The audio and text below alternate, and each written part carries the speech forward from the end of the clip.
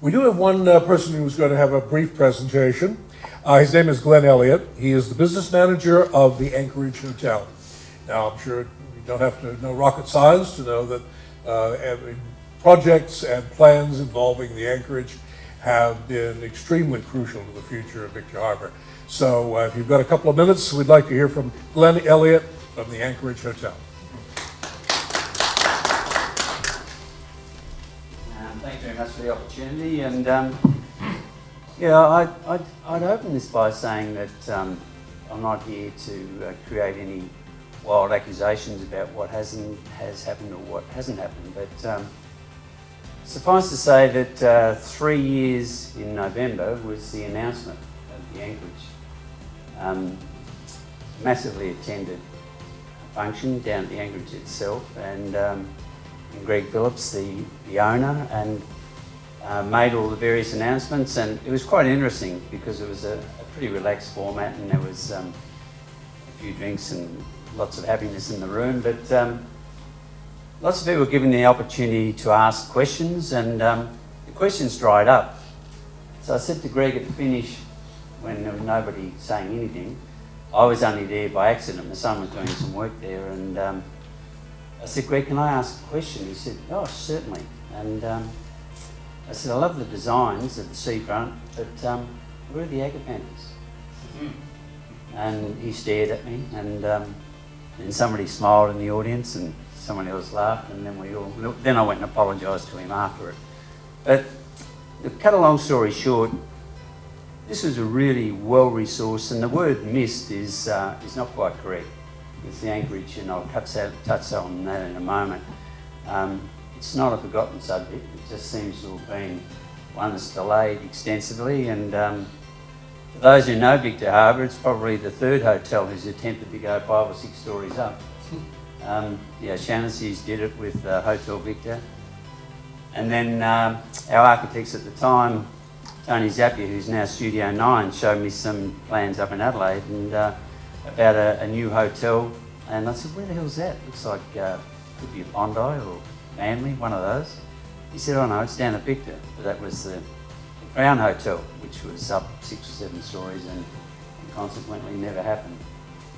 So where we're at now is that technically if the whole thing, if you just cut straight through and said the approvals all followed suit, we'd be on the 3rd floor now.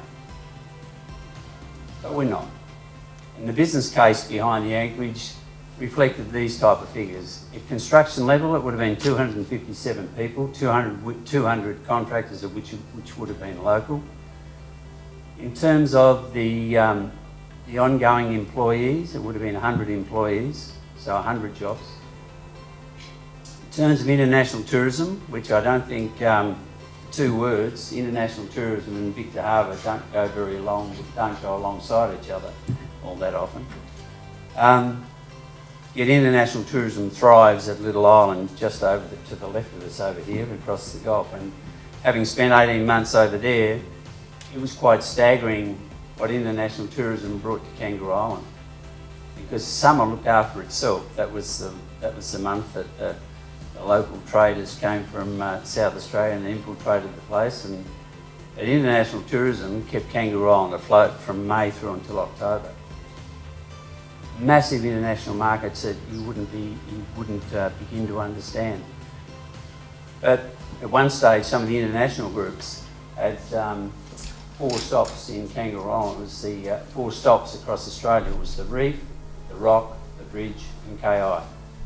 KI is the animal fix. Why am I down here in Victor? Down here by choice. Lived up in the Adelaide Hills.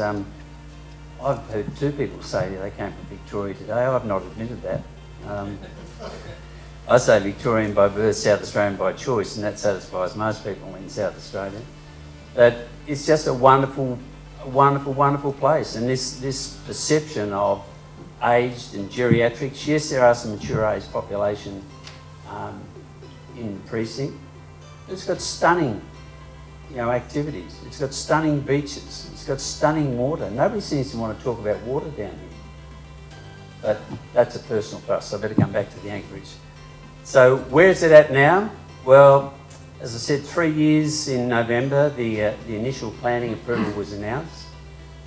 After that, Greg acquired the property. If you know the structure of the Anchorage and where the old cottages were, and now that's been bloused to the ground as car parking, there are some units at the railway crossing. Well, he acquired those. We had to put in a planning amendment. That went to development, and we applied for development approval. And it only got through on a 3-2 vote. Casting Victor Harbour Council representative was the only reason it got across the line.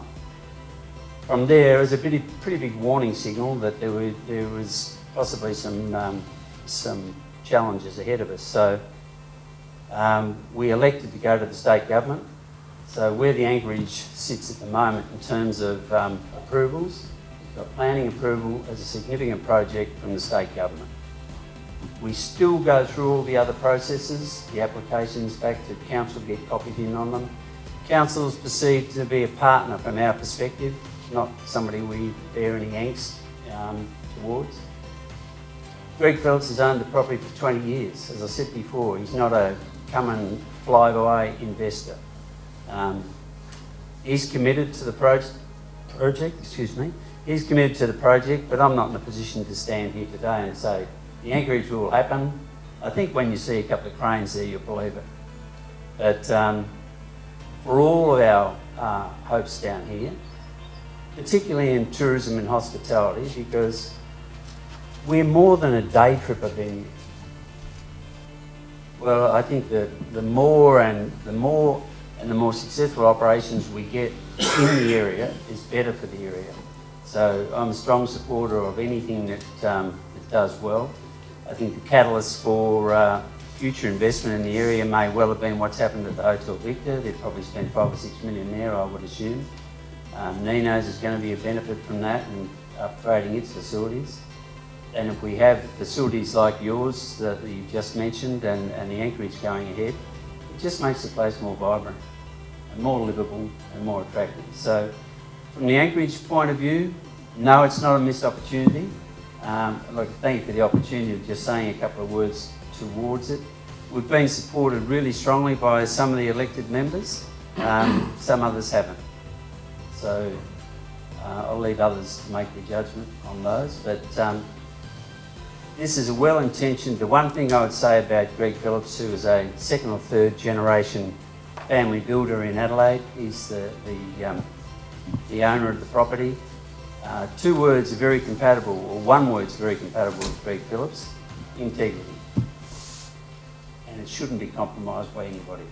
Thank you.